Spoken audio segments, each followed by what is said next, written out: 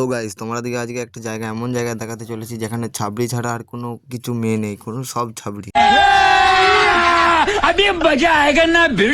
আর এই জায়গাটার নাম হলো পুরো তেঁতুল লারা, তেঁতুল আবার লারা, জায়গার নাম আবার কি দেখো। সেখানে যে এত ভিড় লেগেছে কি বলবো তোমাদেরকে, মানে যত রাজ্যের যত মাতাল আরে সব চলে এসেছে এই প্রোগ্রামে। আর আমাদের মতো যারা যারা এসেছো এখানে তারা অবশ্যই ভিডিওটায় কমেন্ট করে দেবে ছাবড়িগুলো দেখে কেমন লাগলো তোমাদের, এটাও জানিয়ে দেবে কমেন্টে। শালা এত ছাবড়ি জীবনে কোথাও দেখিনি, এখানে যত রাজ্যের ছাবড়ি বলো।